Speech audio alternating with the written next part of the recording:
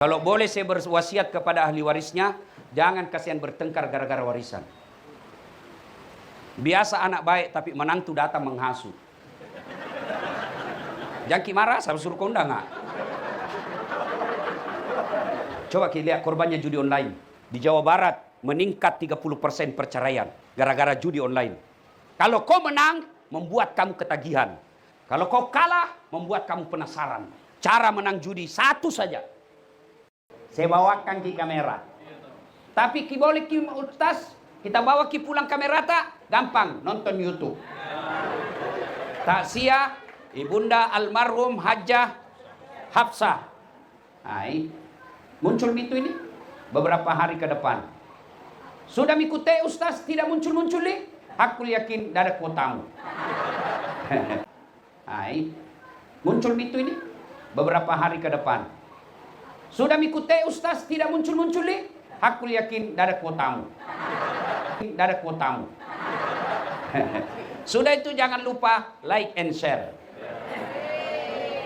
Kalau bapak ibu follow artis apa kau dapat? Apa kau dapat? Tidak ada. Habis jamalmu. Bapak-bapak follow artis apa dapat? Habis amal. Kelihatan dadana, kelihatan pahana, joget itu.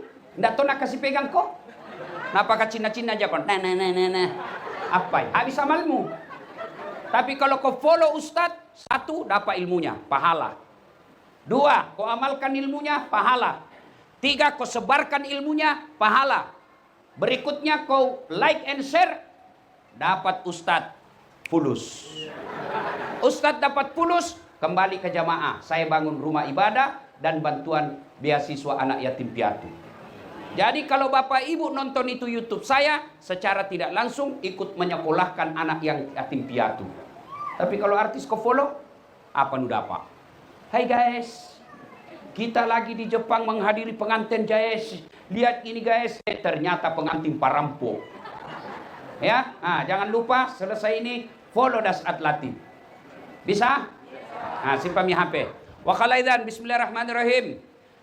Innallaha wa malaikatahu yusalluna 'alan nabi. Ya ayyuhalladzina amanu sallu 'alaihi wa sallimu taslima. Sesungguhnya Allah dan para malaikatnya bersalawat kepada Rasulullah Muhammad sallallahu alaihi wasallam, maka wahai orang-orang yang beriman, bersalawatlah kalian kepada Rasulullah dengan sebaik-baik salawat. Sadaqallahul azim, maha benar Allah dengan segala firman-Nya. Suatu kali Nabiullah Sulaiman alaihissalam lagi duduk-duduk ceramah bersama sahabat. Ya kira-kira seperti saya sekarang. Tiba-tiba datang tamu tadi undang. Assalamualaikum warahmatullahi wabarakatuh ya Rasulullah. Nabi Sulaiman katakan, Waalaikumsalam warahmatullahi wabarakatuh. Tapi kata, masuk maki, duduk. Duduklah tamu tadi. Belum selesai Nabi ceramah, tiba-tiba tamu tadi Nabi bilang, ya Rasulullah, ada ini pekerjaanku penting. Tidak bisa ditunda, tidak bisa juga kumajukan.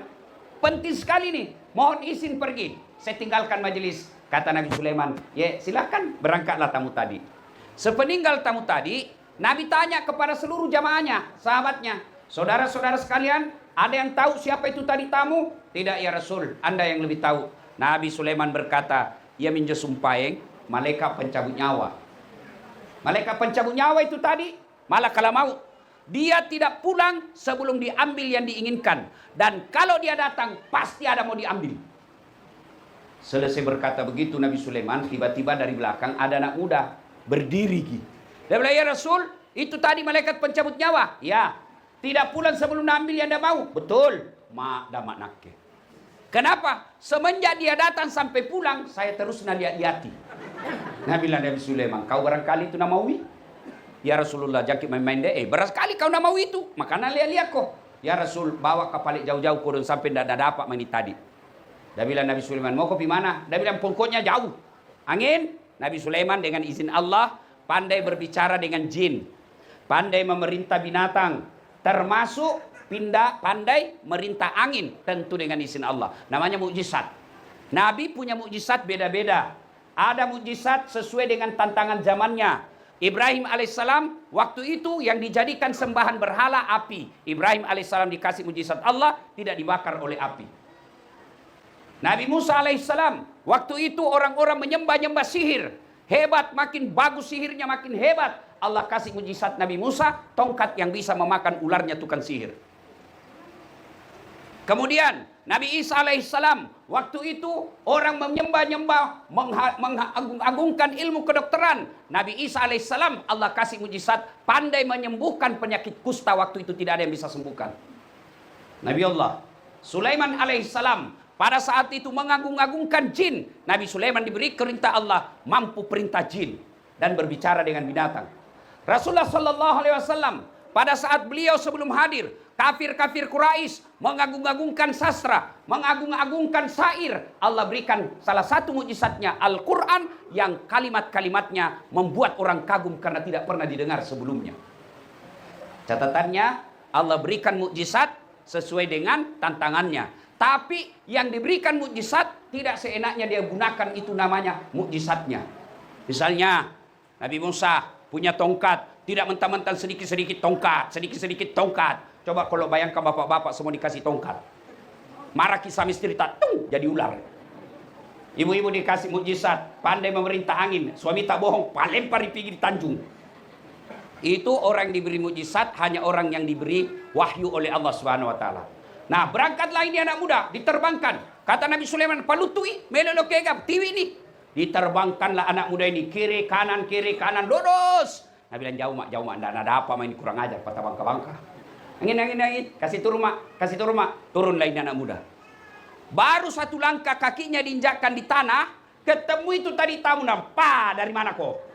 Dari tadi saya tunggu kok. Kenapa saya tinggalkan itu tempat? Karena di sini kau harus mati. Realitasnya dia tinggalkan kematian. Dia jauhi kematian, tapi faktanya dia datangi ajalnya. Orang biasa anak muda kalau cerita kematian langsung orang tua lihat-lihati. Yang sudah pensiun, yang sudah putih rambut. Nah, waspada kau anak muda. Kau kira orang tua dulu mati? Tidak. Orang kaya, orang miskin, raja-raja, rakyat biasa, anak muda, mati tong. Semua. Kalau harus tua dulu mati, tidak ada cucu yang mati. Kalau orang tua dulu mati, tidak ada anak muda yang mati. Tapi buktinya, faktanya kita dapat, neneknya sehat walafiat, cucunya lebih dulu mati, tabrakan. Kau anak muda? Jangan kau bilang tua pak, siapa janji kau? Pernah kau tanda tangan perjanjian sama malaikat? Ini bapak-bapak yang di depanku ini, muka-muka sakaratil maut. Laki kau mae, mau kopi mana? Saya biasa kalau lihat ke koruptor yang sudah tua, narkoba sudah tua, judi online sudah tua, saya bilang, belum tahun dia sadar-sadar. Allah kasih sudah pensiun, masih nak pikir bagaimana supaya bisa ini, bagaimana supaya bisa ini. Mestinya ketika usia pensiun, jangan aku pikir dunia. Allah sudah kasih kau 63 tahun urus duniamu. Akhir hidupmu, pikir kau akhiratmu. Nah pasti mati, mau kemana? Leke kemai. Apa? Mau pergi mana?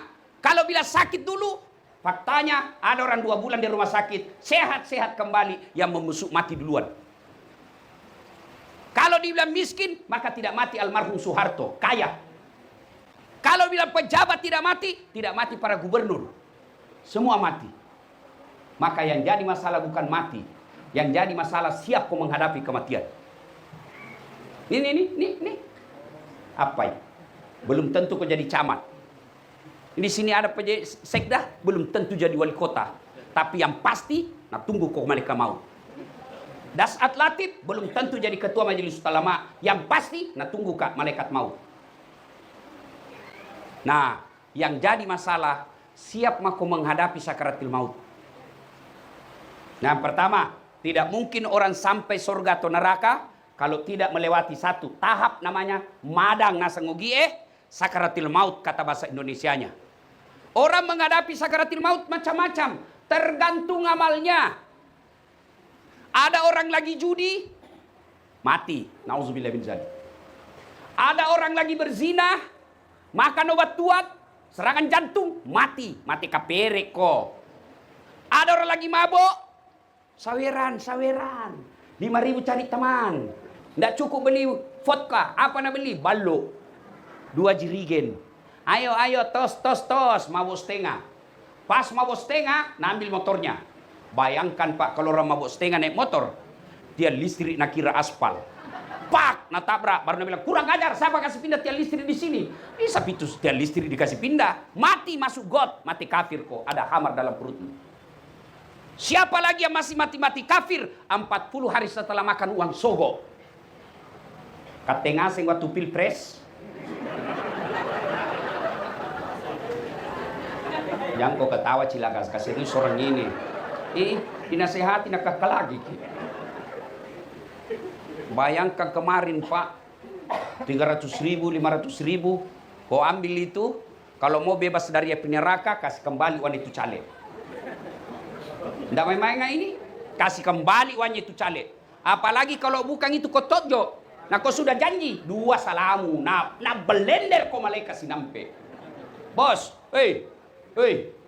kalau orang korupsi 20 miliar, masuk neraka, nah nikmati di 20 miliar di dunia. 20 miliar di dunia. Kalau 300.000 masuk ke neraka, njom ya sida belem-belem. Apa? Iya toh?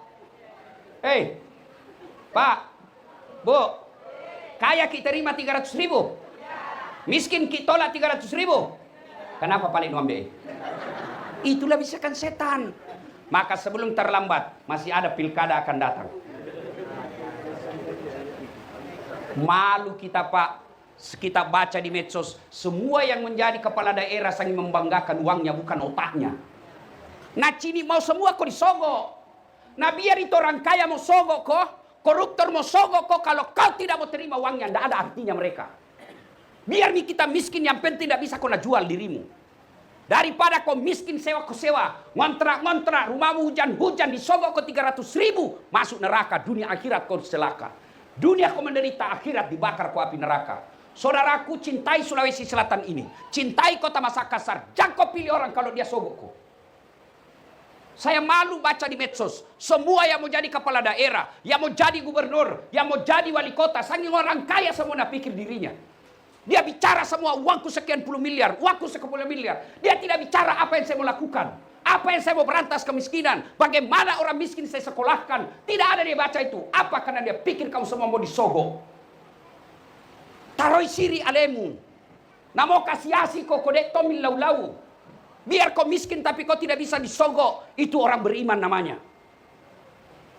Saya berharap yang hadir takziah malam ini, pulang nanti sampaikan ke keluarga kita. Kita butuh kepala daerah yang bisa memberantas kemiskinan. Kita butuh kepala daerah yang mikirkan orang miskin. Bukan yang cuma teklen-teklen napa tolo-tolo ki. Sudah dicoblos hilangi.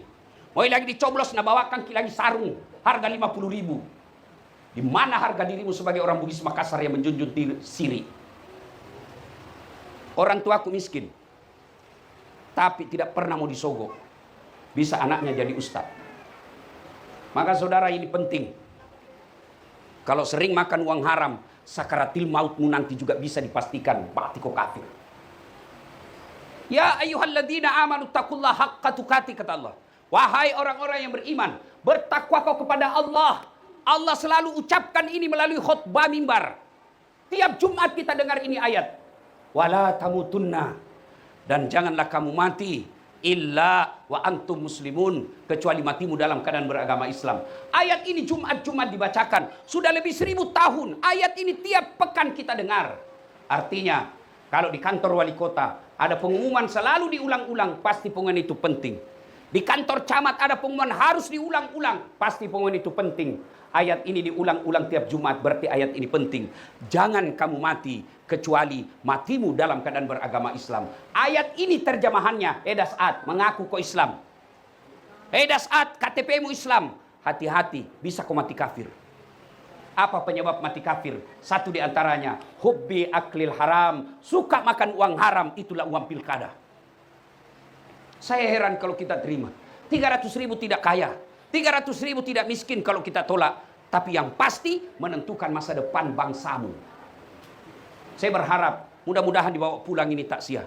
Kalau ini kita pegang bulan 11 nanti, ada mi barakat ini tak sia, insya Allah arwah yang meninggal dapat pahala. Karena dengan kepergiannya kita tak sia, Bapak Ibu dapat ilmu dan kita amalkan. Maka jadi amal jariah buat almarhumah. Yang kedua, kalau Bapak Ibu mau mati dalam keadaan sakaratil maut yang tenang, jangan durhaka sama orang tua. Adik-adik ini banyak sekali anak muda. Saya senang sekali malam ini karena banyak anak muda. Banyak juga orang tua merasa muda. Alhamdulillah. Dengar ini adik-adik. Tidak penting kau sekolah sampai ke luar negeri. Biar kau sekolah apa adanya.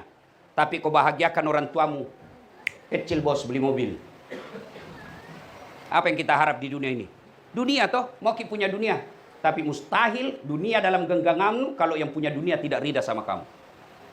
Bagaimana supaya ridha Allah kepadamu? Ridha Allah fi ridal walidain. Ridhanya Allah tergantung ridhanya orang tua. Murkanya Allah tergantung murkanya orang tua.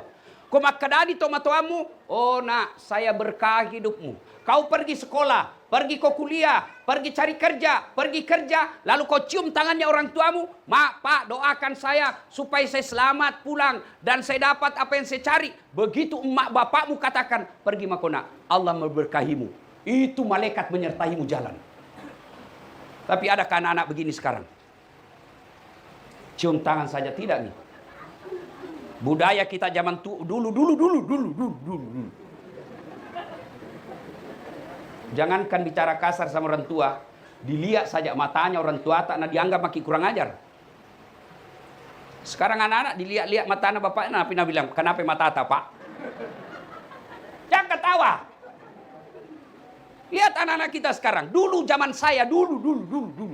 Zaman saya, mau ki makan, biar lapar pulang sekolah. Apa Nabi bilang mata? Jak ngolong mandrena.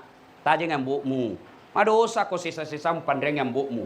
Yang kau dulu makan nak, tunggu bapakmu. Dosa kau kalau sisa-sisa tanganmu kau kasih makan bapakmu. Kita tunggu orang tua kita meskipun lapar. Lihat anakmu sekarang. Nah cambok ngasing itu. Tulan namami nasimpang bapaknya. Apa? Apa dosa? Tidak, tapi itu namanya kurang adab. Kalau adabmu tidak ada kalau orang tuamu, ridha Allah jauh darimu. Adik-adik sekalian, jangan kau heran. Kalau banyak sekarang sarjana susah cari kerja. Sarjana sudah ada anaknya, tidak punya rumah, tidak punya pekerjaan. Sudah sarjana, sudah punya anak, sudah punya istri, masih orang tuanya belikan pulsa. Salah satu sebabnya durhaka kau waktu kuliah kau. Lupa tolo-tolo orang tuamu. Alasan beli buku, ternyata nu belikan pulsa cewek nu. Yang ngasing nih. Oh, dah.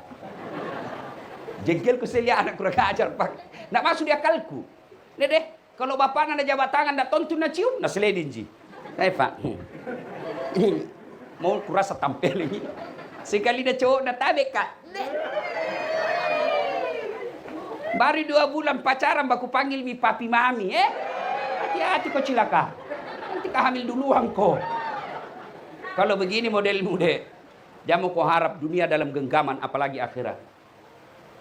Dengar ini bapak-bapak yang sudah punya kerja, adik-adik yang sudah tinggi sekolahnya, salah satu sebab Allah murka kepadamu kalau kau debat orang tuamu. Kalau orang tuamu salah, meskipun kau benar 1000 kali, diam kata Nabi, jangan kau debat orang tuamu. Kenapa anak-anak kita sekarang susah rumah tangganya bahagia? Kenapa anak-anak kita sekarang tidak berkah penghasilannya, pajak banyak duitnya? Sengsara rumah tangganya cerai. Kenapa? Orang tuanya dia tidak hargai. Dia takut kepada istrinya, tapi tidak takut sama ibu bapaknya. Dengar ini bapak-bapak yang sudah punya istri. Dan lalu bapak takut sama istri, sehingga bapak tidak berbuat baik sama orang tua. Misal, mau kirimkan makanan baik orang tua tak. Mau kurbankan orang tua tak. Mau umrahkan orang tua tak. Tiba-tiba datang istri tak apa. Tak lekang. Apa bapaknu mau terus. Kami kau sama bapaknu. Beleng-beleng.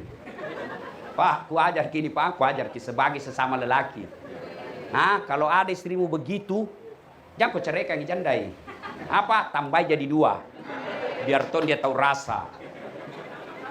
Apa? Si mau kau ibu? Apa? Dengarkan dulu ibu-ibu, dengarkan ini. Ibu-ibu sebagai orang tua, menderita waktu hamil. Iya toh? Menderita. Menderita waktu melahirkan.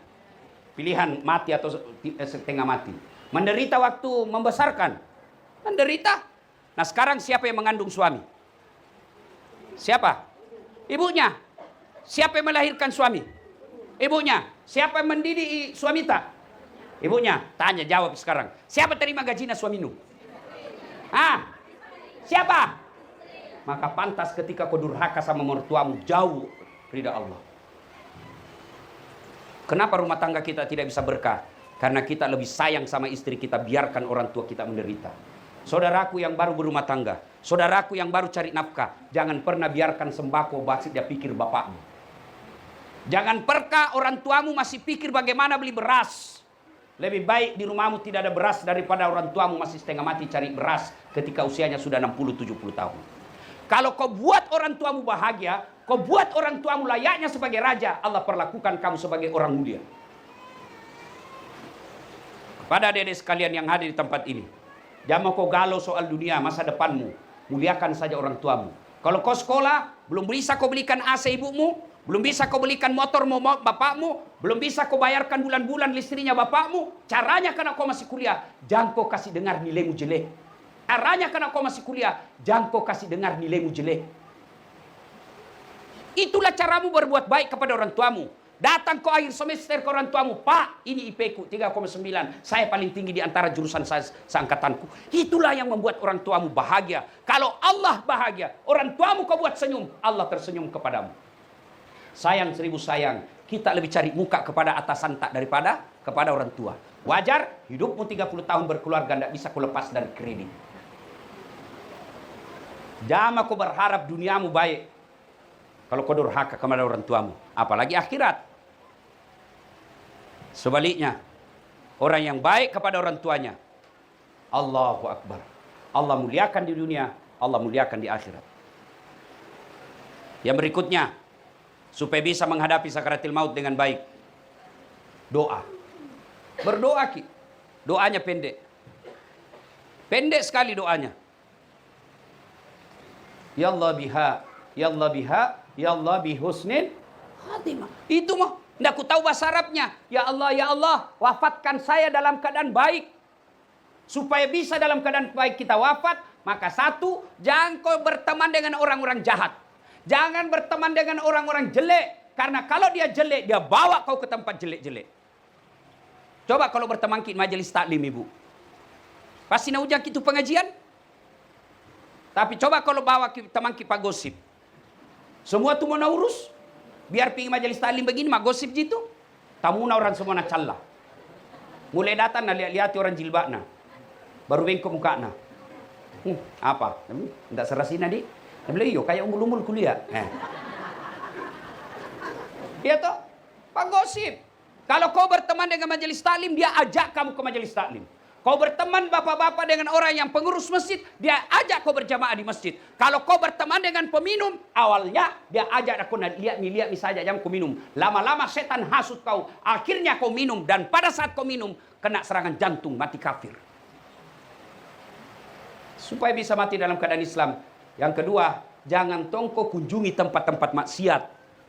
Adik-adik, jangan dekati yang tempat begitu. Siapa tahu kau lagi di situ ajalmu datang. Jangan kau tempat-tempat karaoke. Jangan kau pergi tempat-tempat biliar. Yang bisa di situ orang judi. Lebih kau datang ke masjid. Saya heran.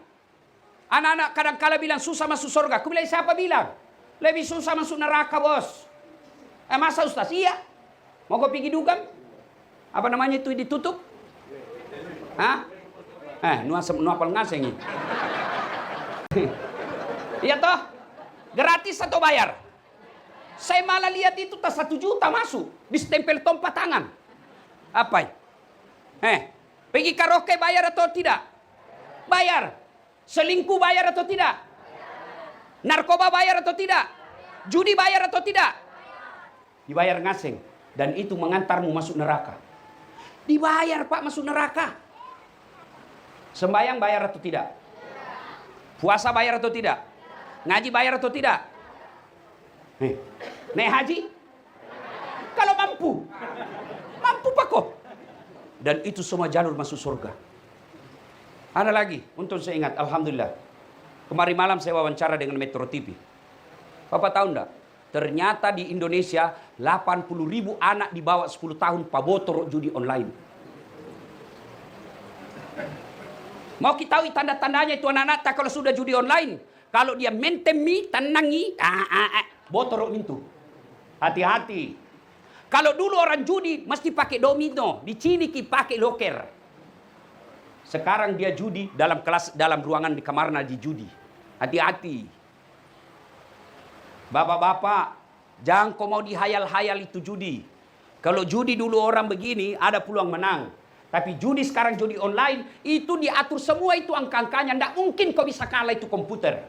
Nah atur mana mi? Nah atur mi semua. Bayangkan saya nonton lagi tadi efek.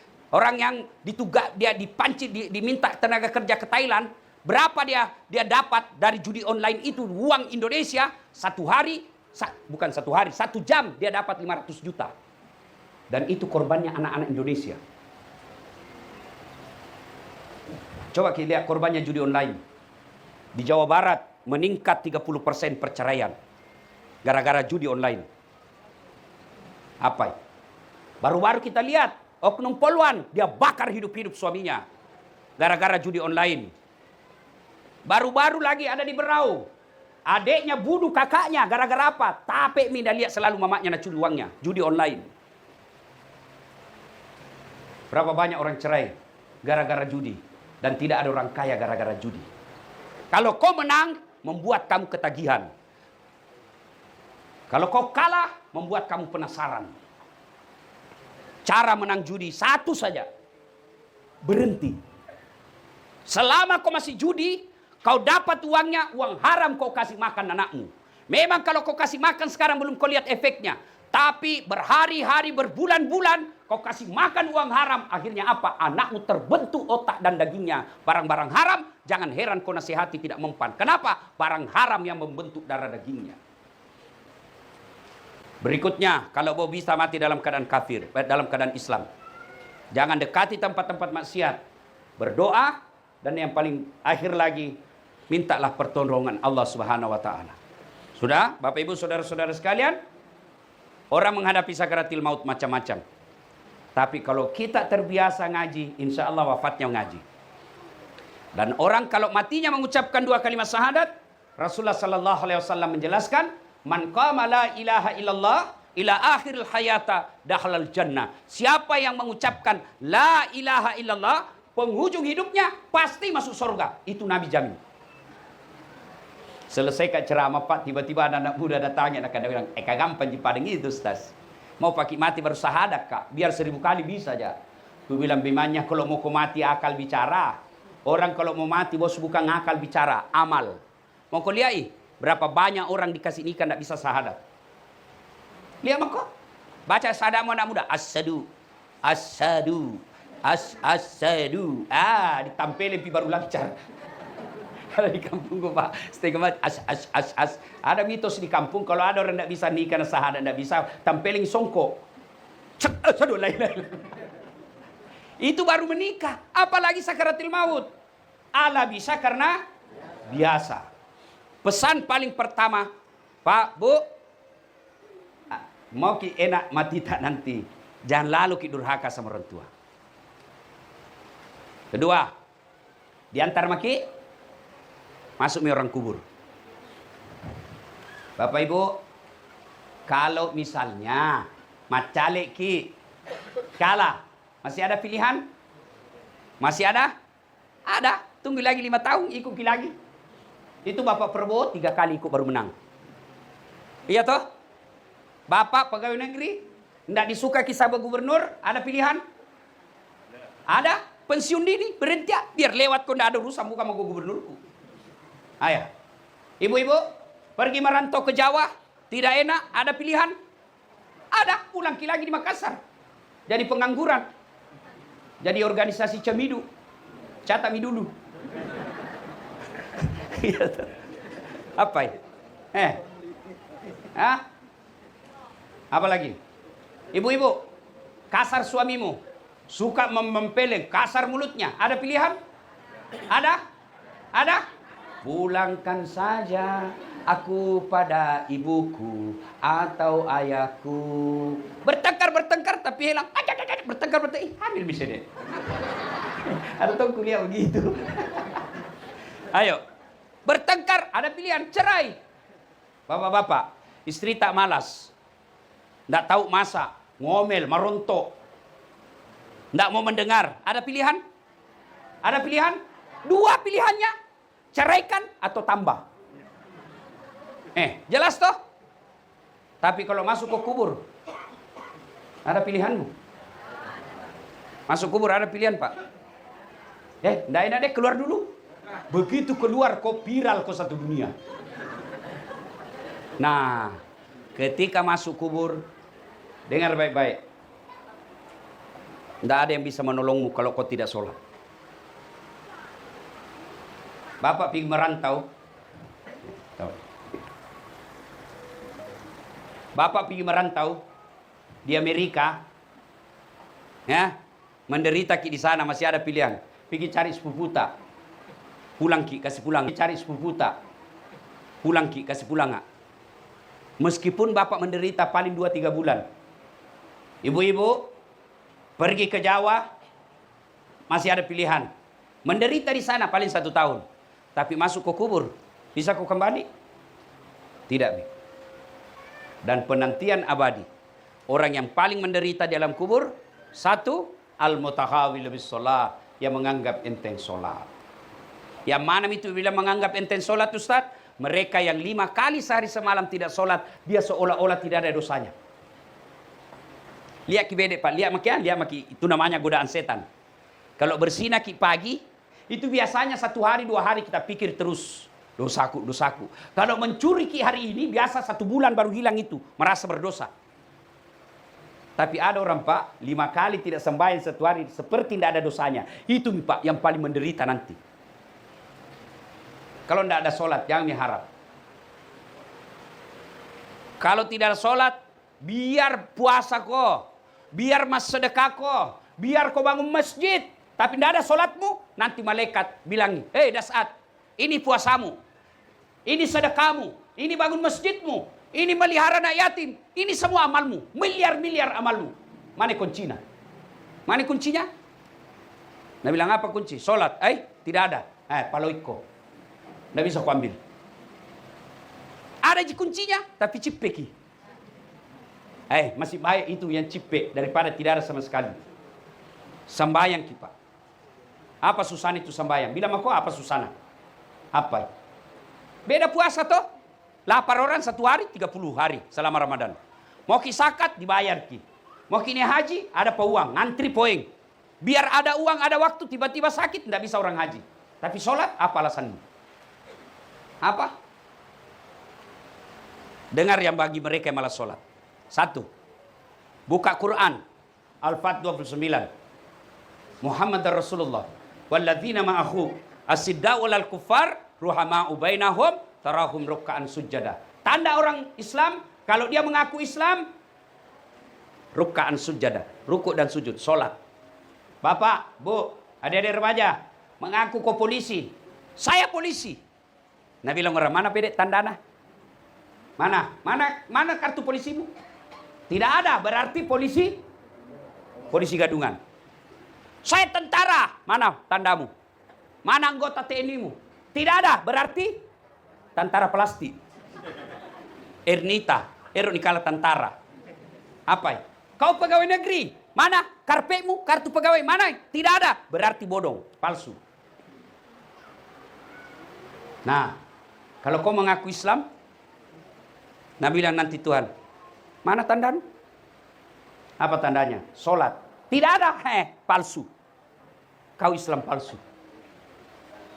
Tidak ada tandamu, tidak bisa kau mengaku Islam. Itulah sholat. Makanya karena dia tanda keislaman, sholat itu diberikan melakukan pelaksanaannya sesuaikan kemampuanmu. Tidak bisa kau berdiri duduk.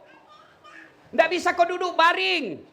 Masih tidak bisa sholat kau pakai isyarat. Matamu saja kau kasih goyang-goyang. Tidak bisa sholat kau dalam hati. Mulutmu tidak bergerak. Tanganmu sudah tidak bergerak. hatimu saja baca semua dalam hati itu semua bacaan sholat. Masih juga tidak bisa kau baca dalam hati, maka ambil kain putih bungkus, bawa di sudiang. Apa pi? Apa pi? Ah, Sariawa nggak Ustaz? Sama yang Sariawa mah kok. Iya, bawa. Nggak tahu bilang sama yang Sariawa kok. Nggak bisa kena air Ustaz, tayamum kok. Apa? Nggak ada alasan kecuali malas. Bagaimana Ustaz? Nah diimpus ke ini Ustaz. Nggak bisa berwudu. Tayamum. Nggak bisa pakai kudung. Bungkus saja sarung. Tidak ada alasan bagi tidak sholat.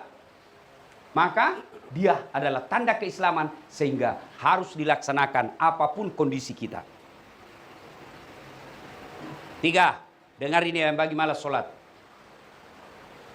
Itu nanti satu kali kau tinggalkan sholat, buka Al-Quran surah Al-Hajj. Satu kali tinggalkan sholat, 1 hari kau dihukum di neraka. Berapa namanya 1 hari Pak? 1000 tahun dunia. Misalnya tidak sembahyang maghrib kau tadi, diparkir kau 1 hari. Berapa dia bilang 1 hari? 1000 tahun dunia.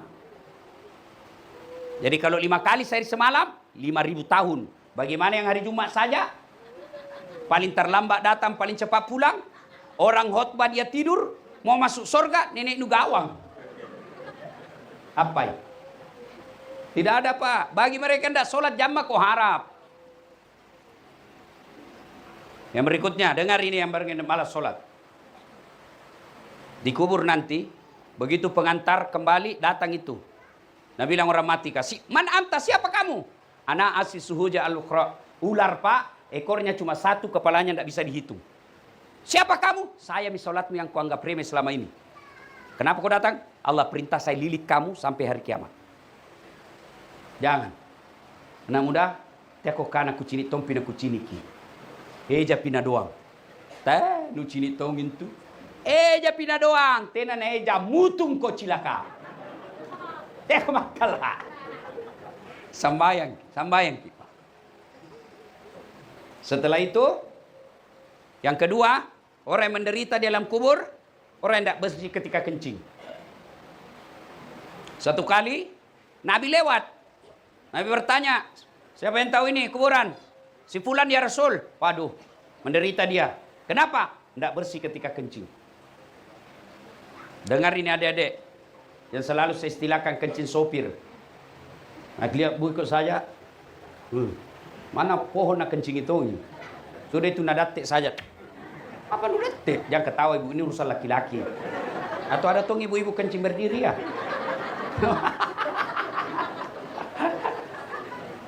Nah bilang bagaimana Ustaz kalau di jalan kita tidak ada air, pakai kau daun. Daun. Carana, ini kuperhatikan kau nah. Ambil daun 3 lembar. Caranya ambil daun pertama. Jangan lihat ibu, ini bapak Ji. Pertama gosok ke bawah begini. Ngapa naik ibu makalah? Ambil lagi daun kedua, gosok lagi ke atas. Kamene. Ambil lagi daun ketiga, gosok lagi begini. Begitu caranya. Jangan kau kasih begini. Tambah rotas lagi. Tapi sebelum pakai, periksa baik-baik dulu. Siapa tahu ada cambulu-buluna.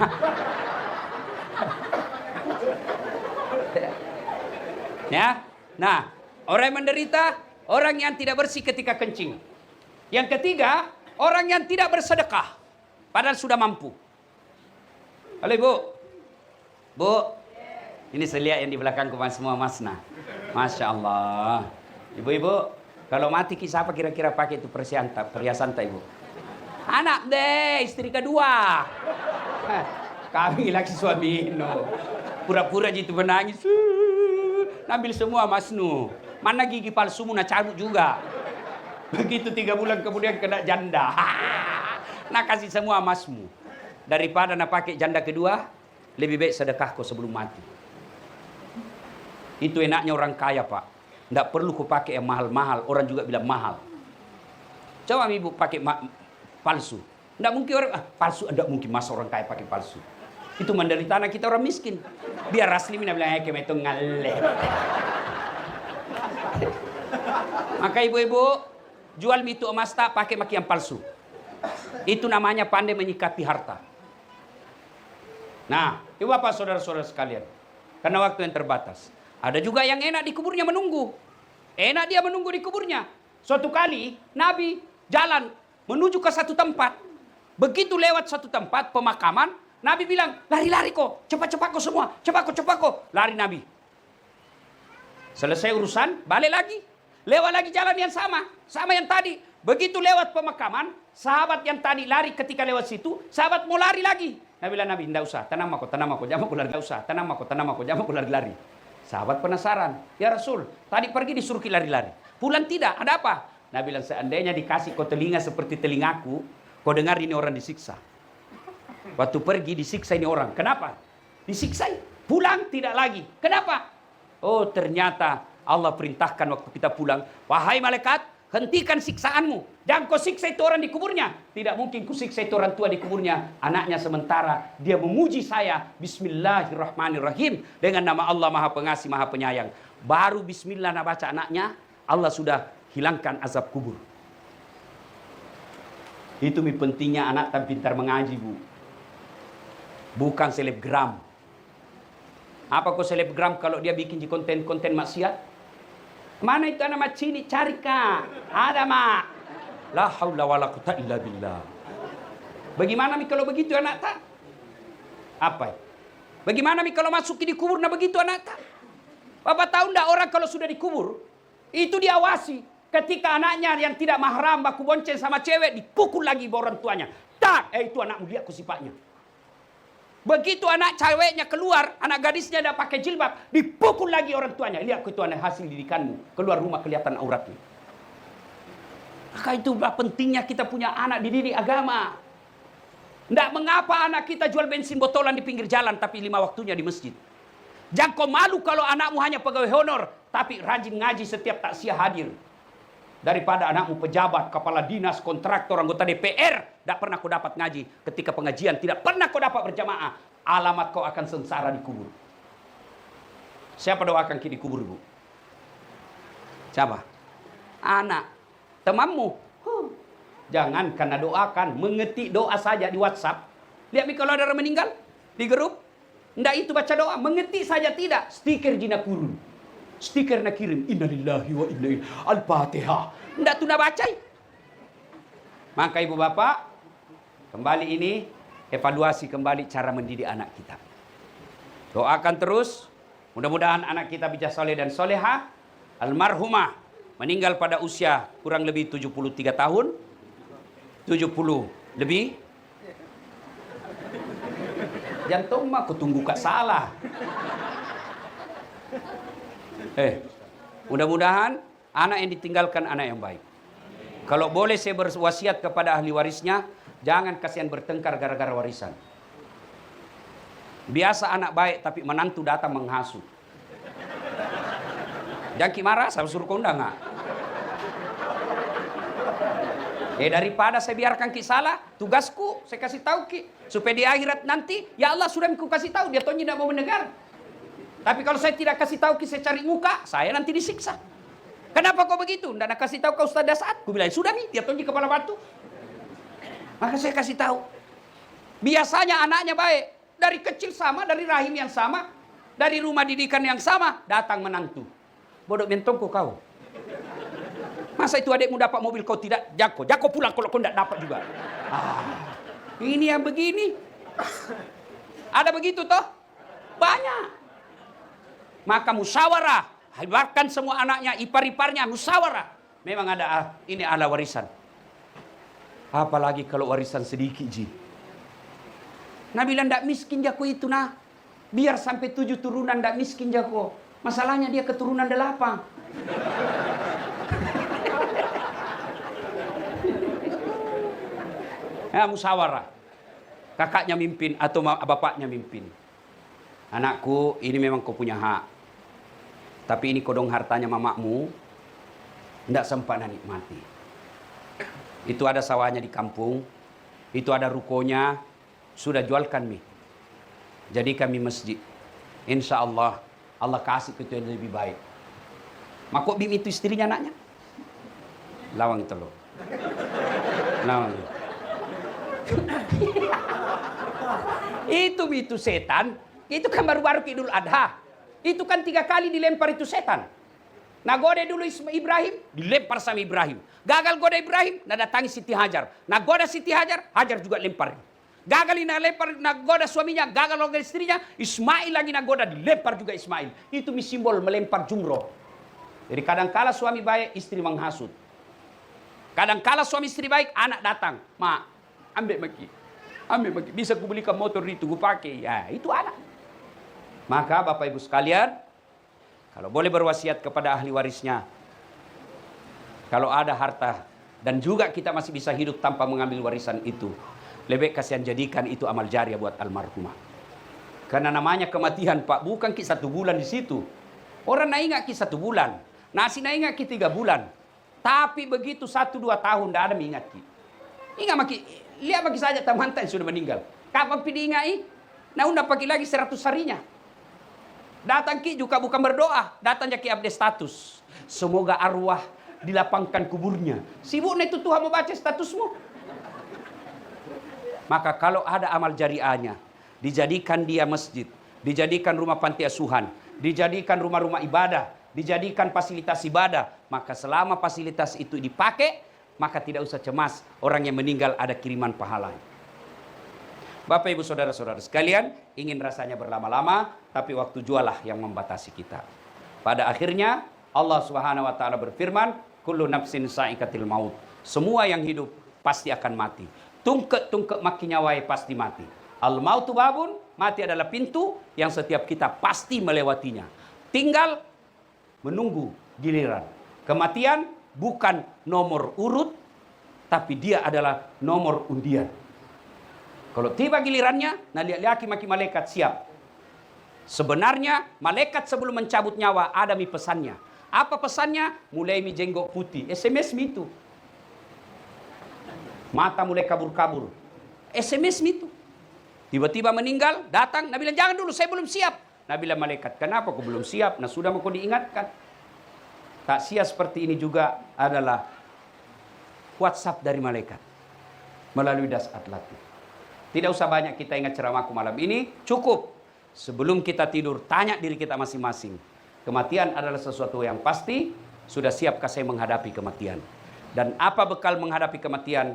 Sebaik-baik bekal kematian itu adalah 1, birrul walidain, berbuat baik kepada kedua orang tua. Yang kedua, aqimis shalah, dirikan salat dengan sebaik-baiknya. Yang ketiga, sisanya kita perbaiki silaturahmi kepada sesama manusia. Inilah tausiah. Sebelum saya akhiri, mari kita kirimkan suratul Fatihah kepada Rasulullah Muhammad SAW. Khasiat dan keutamaannya kita ikhlaskan untuk almarhumah yang kita taksiah malam ini. Ila hadratil Nabi Mustafa Muhammad SAW, summa hususil ruhil sahibul bait al-Fatihah.